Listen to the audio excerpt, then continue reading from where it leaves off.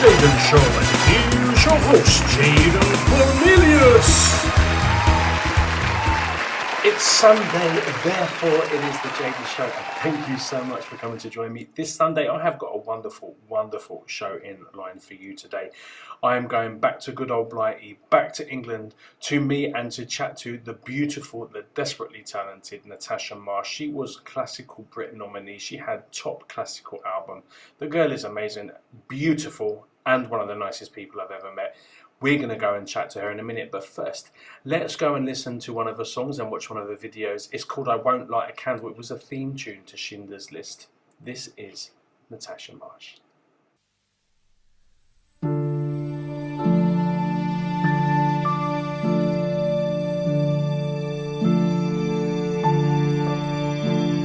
Sometimes when I close my eyes, I hear you call my name. Even though I watched you go, I know I'll see you once again. The day will come when all my prayers come true. So I won't light a candle yet for you. No, I won't light a candle yet for you.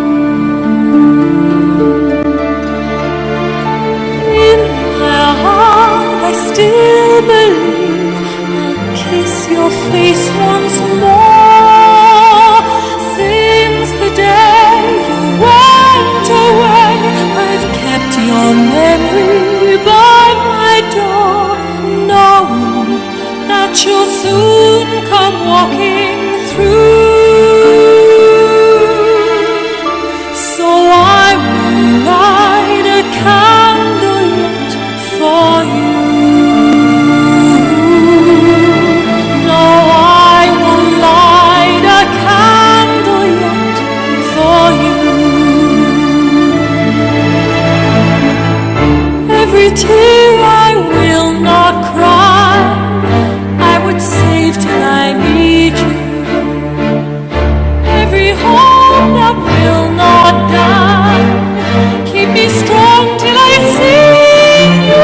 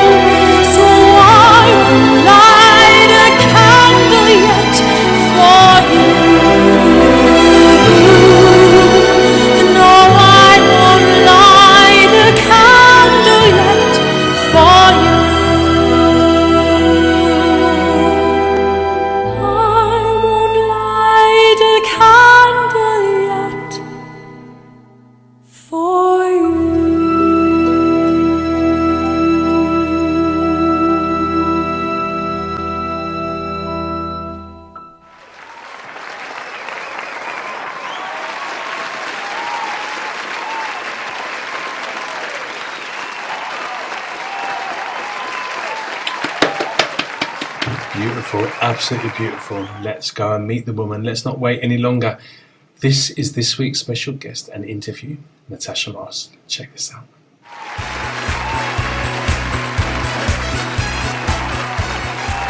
Natasha Marsh! Oh my goodness, welcome to the Jaden Show.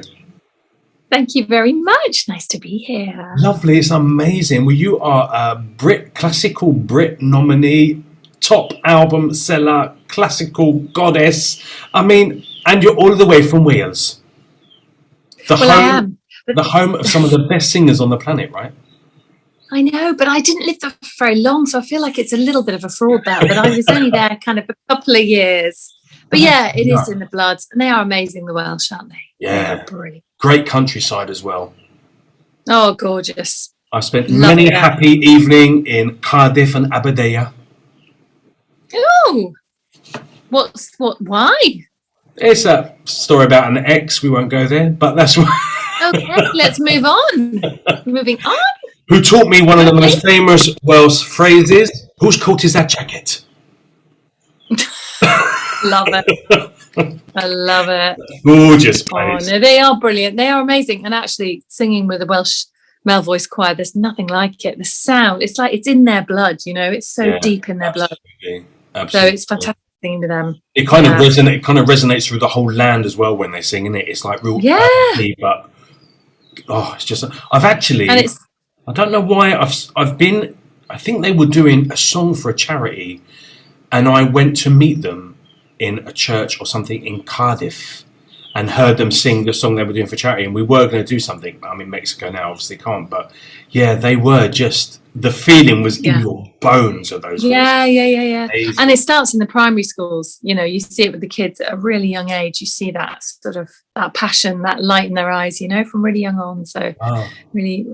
Yeah. We're talking about, you know, like singing from youth. When did you start? I mean, because you're a phenomenal artist. Was it as if by magic one day at 18 years old I thought, hell, I'm going to sing? Or is it something that at 2 years old you were, you know, starting to sing in front of your grandmother? I felt better when I sang. I think it's just that simple. It was from a really young age.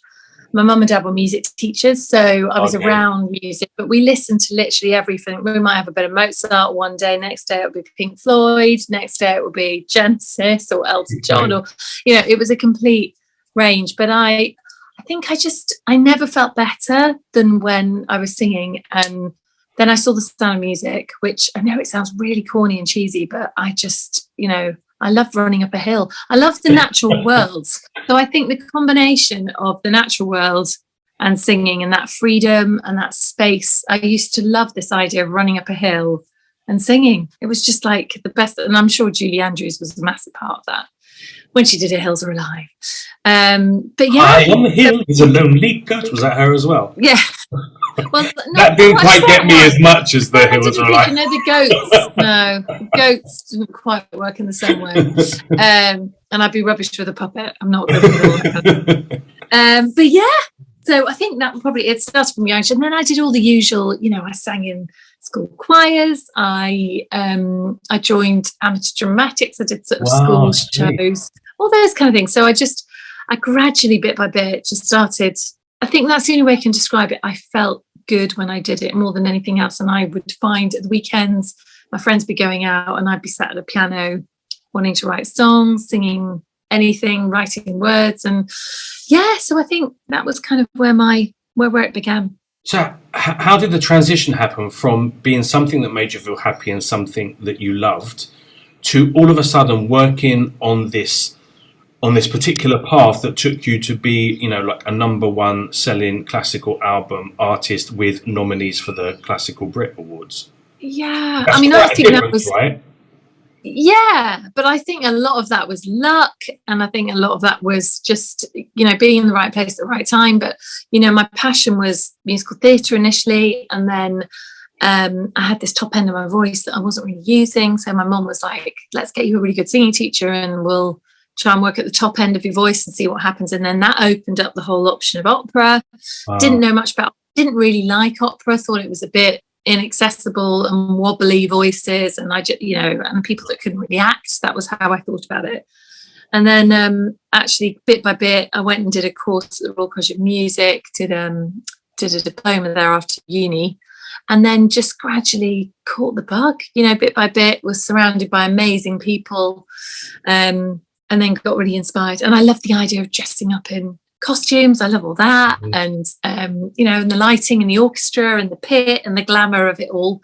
And also, you know, it's really hard work. You had to work the discipline of looking after your voice and all the rest of it, whilst my mates were going down the pub I was not, I was really looking after my voice, and because I really wanted to have a career.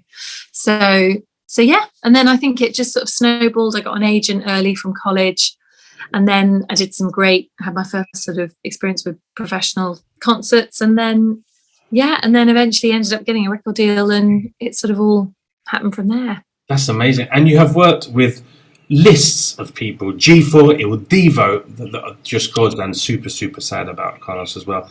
Watson, Paul Potts, and I think in a church in Hertfordshire, you've done a show with Jaden Cornelious, I think, at one point. Obviously, the highlight of your career, right? I did. You were amazing at that, because I'd lost my voice. I got close to losing my voice, and you stepped in, didn't you? Really short notice. Yeah, I feel really sorry for that audience that came to see. No, you were and you've got, it's like, it's like wanting to go and see Joan Collins and then up with Sue Pollard. Do you know what I mean? Oh, stop. Don't be ridiculous. You were fabulous.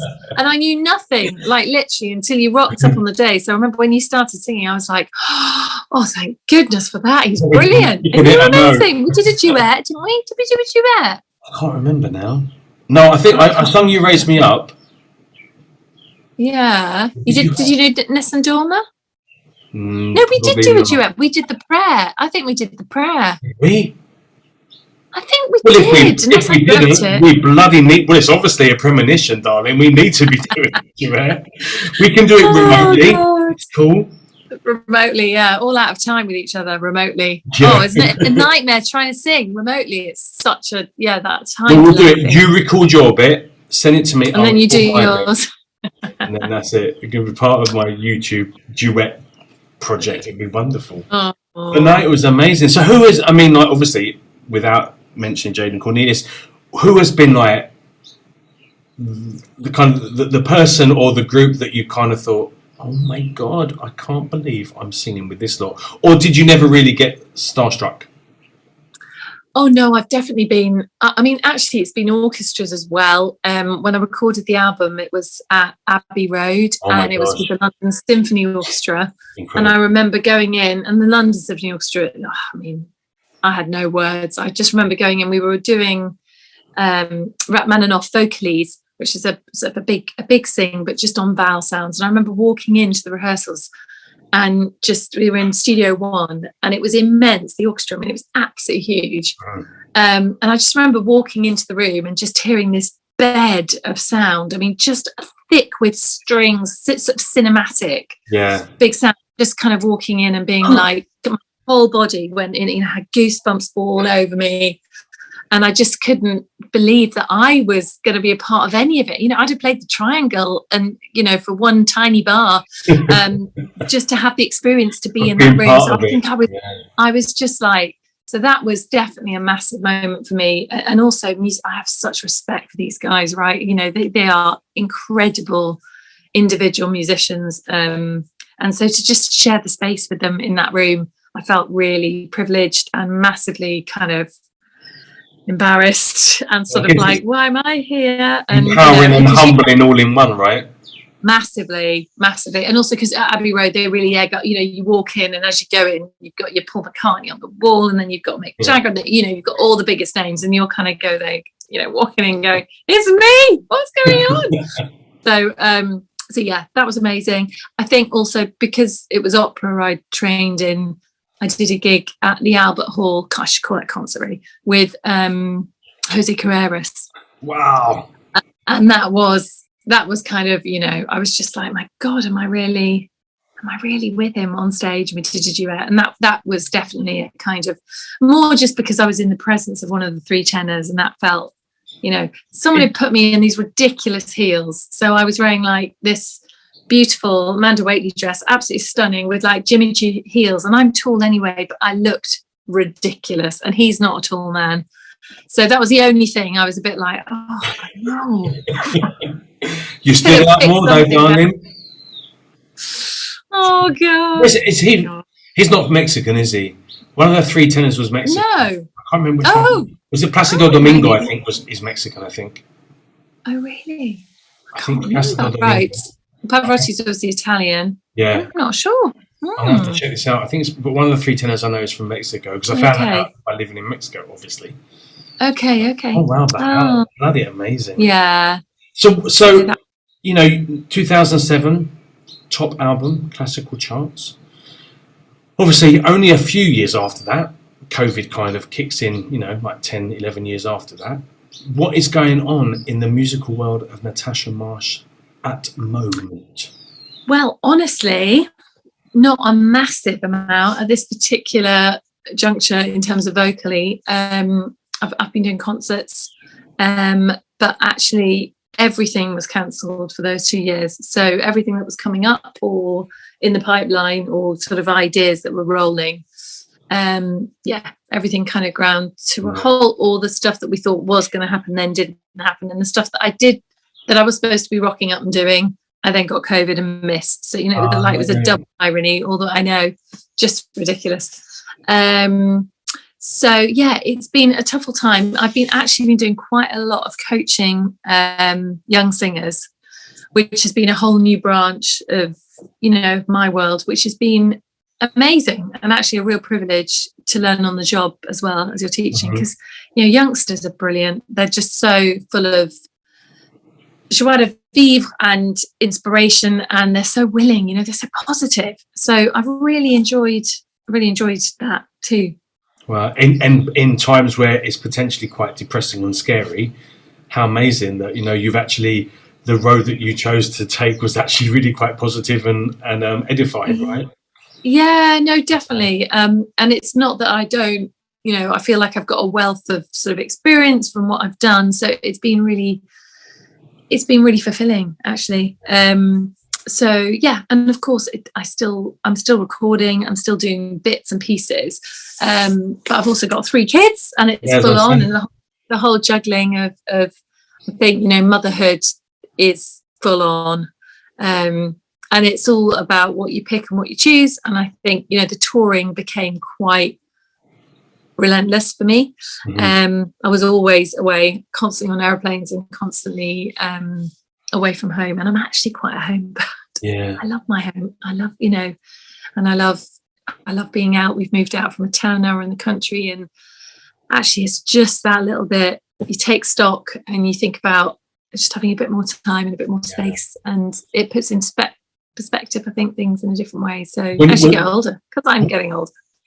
Please, when you get to my age and you start worrying, darling. But was you a mum when you were touring and doing that stuff, or did that come after?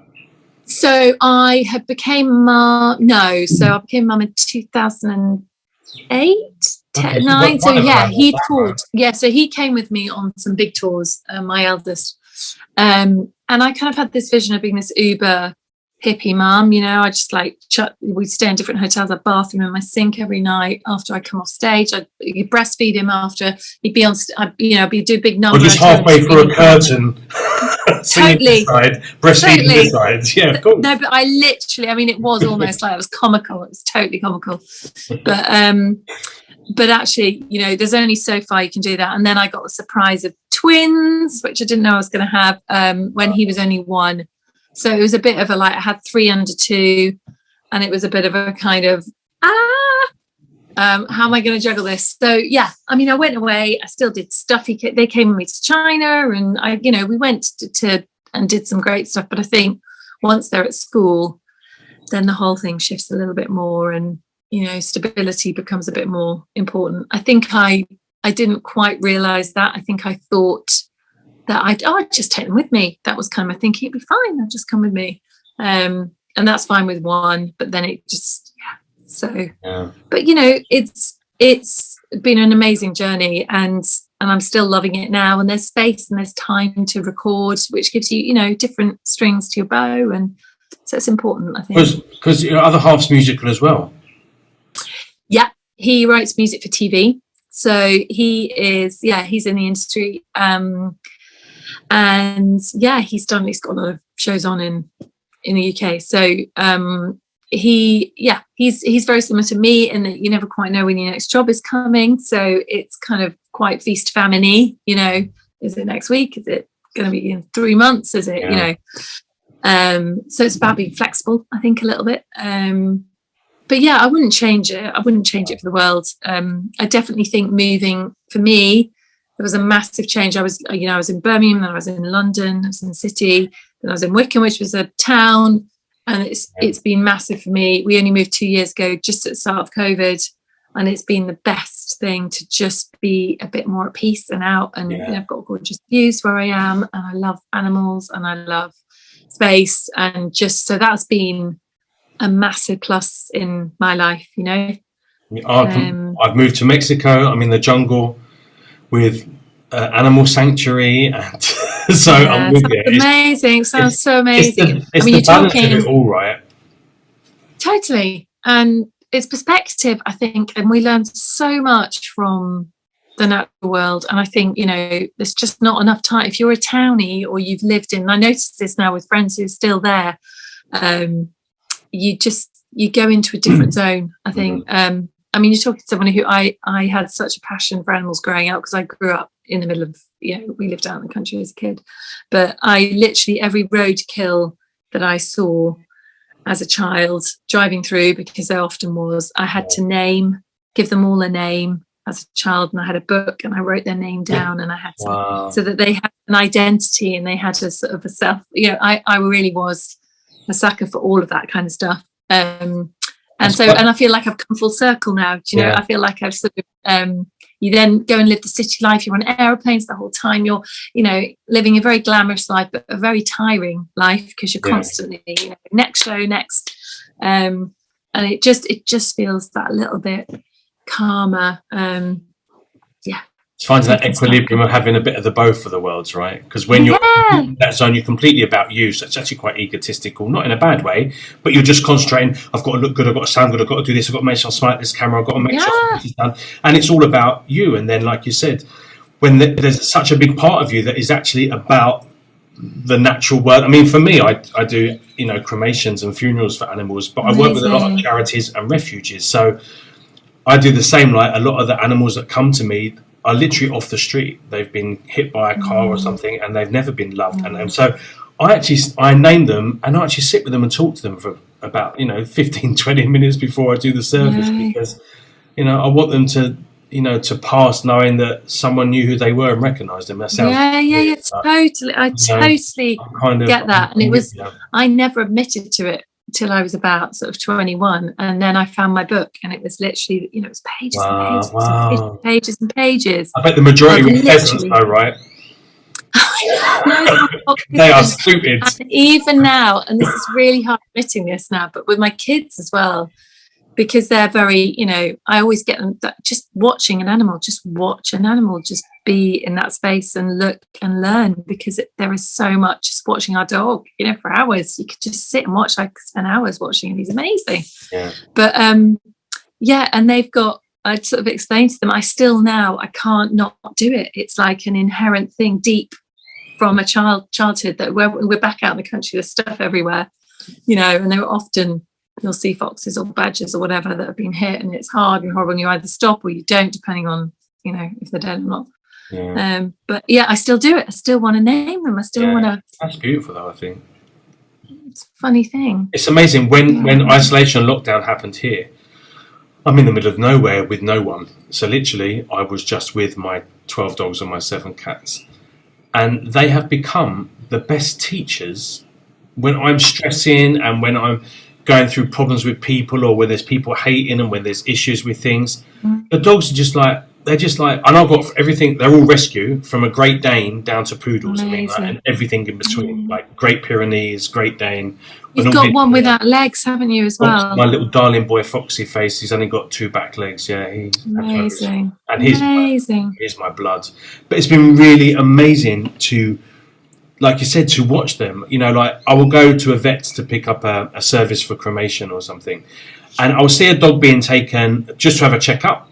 It comes out literally 7.5 minutes later. I have never seen that much excitement on any being in my life to see his dad.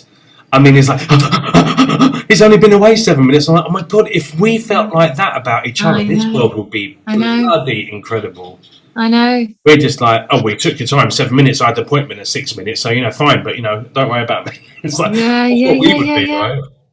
But the animals are amazing. The white cat doesn't have a problem with the black cat. They're just cats. Yeah, exactly. You're not like, oh man, the black cat is coming, hide your purses, man. Do you know what I mean? It's like, it's nothing. It's just like, they're just cats. There's no colour. There's the cats and dogs spoon each other when they're sleeping. That's like the most precious thing. So yeah, they've been my best teachers. They've been the most phenomenal friends, amazing companions, best teachers through this time. You know, so they can't play. They can't play the piano or the drums. So I've got to be honest, they're pretty shit in the studio. And they use this Harry Potter Monopoly. They keep cheating. So yeah, so on that kind of level, they're really crap company. But overall, they're good. The rest of it, that's good.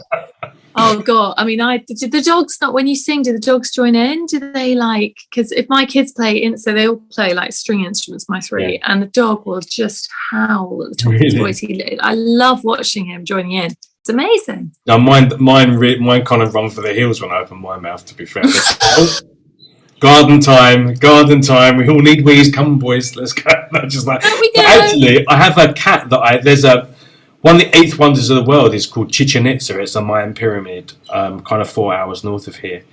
And I was in the car park there, and I found this cat completely emaciated. He just had this big bulbous head and this skeletal body, and he couldn't walk on one of his back legs, and his front leg was all burnt up and everything, like with cooking oil or something like that.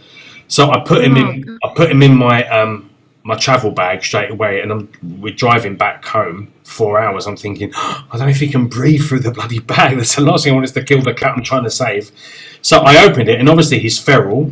He sat on my lap for that whole 4 hour journey. His name's Bomba now, and he is just the most amazing. When I sing, or especially from you, like when I was playing your videos earlier, the minute he hears a voice he likes, he's on the table, he's looking up, or he's trying to get to my phone. Funny. He loves music. Like, he doesn't pay me any attention until there's music. And until there's a voice that he likes. And it's amazing. So you've got a Bomba fan as well now, actually. A little I love it. I love it. Oh. So what's going on? Any music coming out in the near future? Are you working on anything, or are you just chilling at the moment? I don't know about chilling. I love the idea of chilling. That's not a thing in my life. I think at this phase, I just no. But there's a project at the moment. There's a kind of a film project at the moment with where I'm recording sort of background music, effectively, that kind of that's very beautiful, very sort of cinematic. So that's an ongoing project, but I don't know very much more about it at the moment because it's early days. It's in its infancy. But no, it's mainly doing gigs. I'm patron of the Child Bereavement Charity, seen that, local here, which is amazing, an incredible charity. So I was due to be doing they have a big Christmas concert in London. I got COVID literally right at the last minute. It was really annoying. Having done it 2-3 years before, Tom Jones was singing with me, that was amazing. That was another, that was one of those people you go, oh my God, my mum loved him, and here you are. I was watching him last night sing a duet with Linda Carter, Wonder Woman. They were singing with You Are Born Again. Do you know that song? Yeah. Oh, and I was just like, oh my God, I want to sing with both of them. You can't believe his voice when you're literally up close, and he sounds his age when he's talking, and then he gets up and he's just got this incredible power. Yeah, amazing. Yeah. Wow. So yes. So it continues. What comes up, and what you can do. Yeah, absolutely. And I think, I'm just at this particular phase where, being a mum is dominating, and I'm choosing that myself. So I'm owning that completely.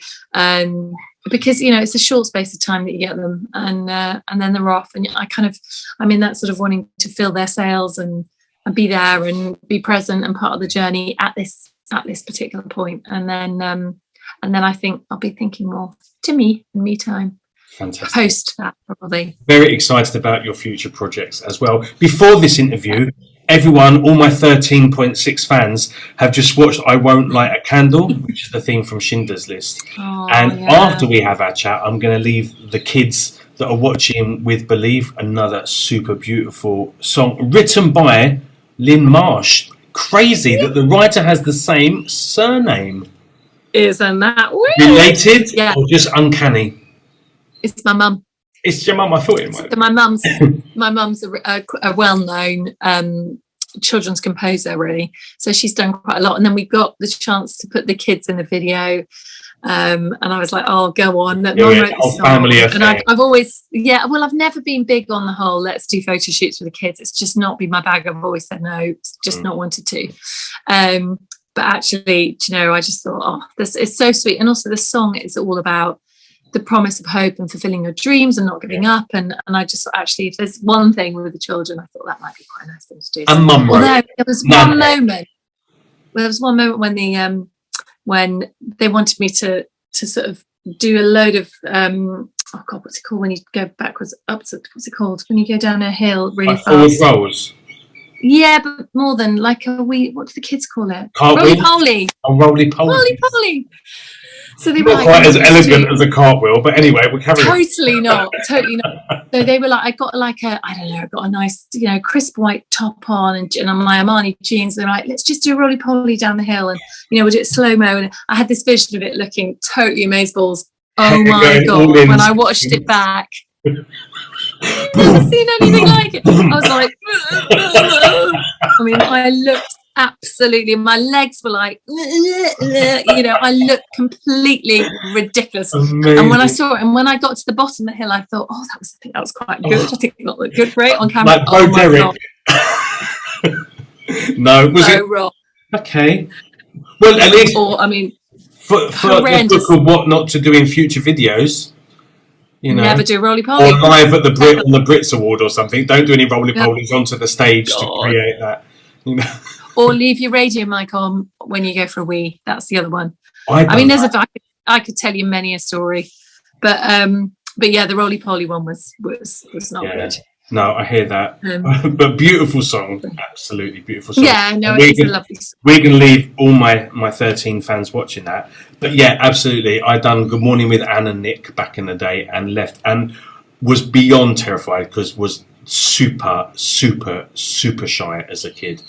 And, we were quite nervous about meeting Anne Diamond because we'd heard a few things. So she was bloody amazing and bloody lovely to me. But when I say I was kind of cacking myself, I literally kind of was and left radio mic on at the same time. Oh, no. Really made things worse. Vomiting and diarrhea before you have an interview is not the best thing to do when you're an up-and-coming pop star, to be fair. Although it went well. And somehow they managed to cut everything that should have been there. There you go, showbiz. See, it's all part of the game. Listen, before we go, firstly, it's amazing to see you. It must have been 9 years since I met you, even more, I guess. Yeah. A little bit longer, and I really probably was. No, I think you're about right. Yeah, 8-9 years. Yeah.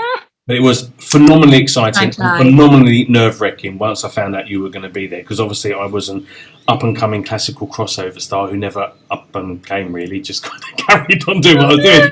And I was like, oh my God, she's a classical goddess. And she's going to be watching me. No, it was amazing. You did brilliantly. You were amazing. It was lovely. It was bloody lovely. And you're just such a super incredible person as well. And as is your husband, he was super lovely as well. He was such a super nice guy. So just met him there as well. So firstly, I'm so super chuffed that you came on my show. And I hope in the future when you have news to tell and gigs to do, you come and do a little interview with me so we can promote it. Yeah. What I do want to do with you, because I feel that my audience really should know you in a more intimate way, this is called Quickfire. I'm going to throw at you 2 words, Natasha Marsh. You are going to tell me the one that resonates with you in that moment. You cannot pass, you cannot not give me an answer, but you can say, I don't like any of them, Jaden, move on, okay? Okay. Are you ready? I'm ready. Natasha Marsh, this is your Quickfire. President or royal family? Royal family. Nights or mornings? Mornings. Netflix or Disney Channel? Oh, Netflix. Endless money or true love? True love. Reading or TV? Oh, reading. Harry Potter or Lord of the Rings? Harry Potter. Absolutely. This is why I love you so much. And YouTube or TikTok? YouTube. And the most risque one, pajamas or naked? Pajamas. Because you live in the bloody countryside, darling. No bloody wonder. I live in the country when it's cold. I'd have fake fur coat and a bloody balaclava living where you live in the winter. Natasha, it is freezing. Thank you so much. It is here as well. It's like 28 degrees, but yeah, Oh, shut up. It will warm up Honestly. soon, I'm sure. God. Thank you times 1 million for being on my show. We will keep in touch. Thank you for having me. It's bloody wonderful. Thank you so much, my darling. We've had a list of where everyone can find you, and keep being amazing. And I'm looking forward to chatting to you again soon. Amazing. Good luck. Gracias, mi amor. Hasta pronto. Bye, darling. Bye. Bye. How bloody amazing is she? What an amazing woman. I'm so excited that she was on my show today. And I'm really hoping that we get to do a remote duet at some point to show you and to share with all the YouTube followers, a duet with Jaden, Cornelius and Natasha Marsh. Oh my God, that would be absolutely incredible. Well, we've come to the end of another show. They just go so quickly and I have so much fun. Anyway, I'll be back again next week, don't you worry, with another fantastic artist. Listen, I'm going to go. Have a wonderful week. Please, as I say every week, it's really important for you to comment, to subscribe, to share. So please subscribe, share, comment, leave a message, and I'll get back to you. And I will see you next Sunday on The Jaden Show. Big hugs, lots of love. Take care. Adios. But before we go, I'm going to leave you with another song and video from the beautiful Natasha. This, as you heard in the interview, was written by her mum. What a song. Great family montage, video, music, everything by the Marsh family. Enjoy this. Make sure you subscribe to her. Make sure you like all her channels. Make sure you share her. Make sure you show her some love. Take care, guys. See you next week.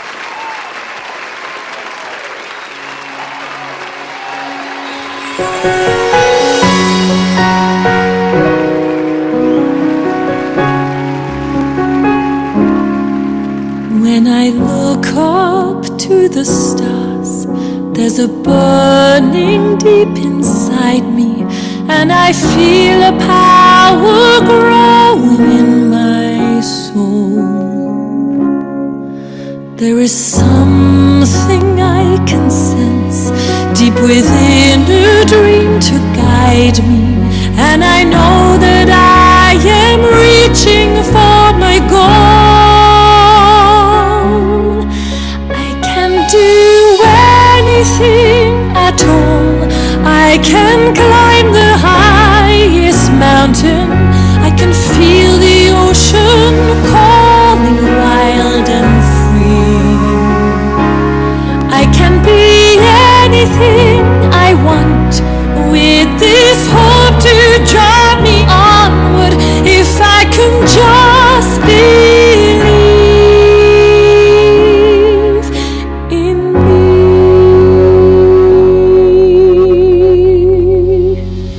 When the skies are dark and grey, we still know the sun is shining.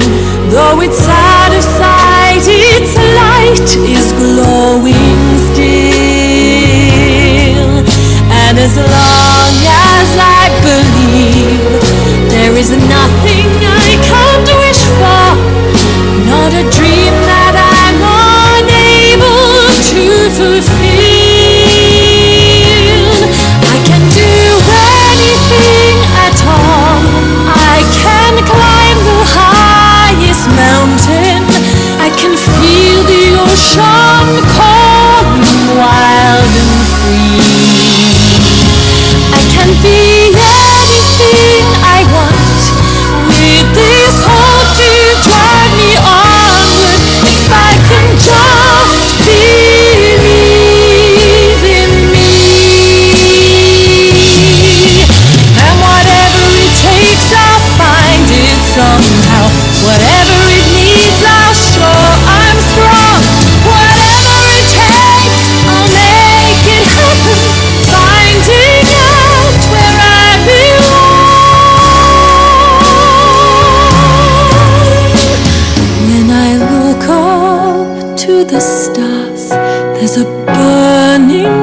inside me, and I feel a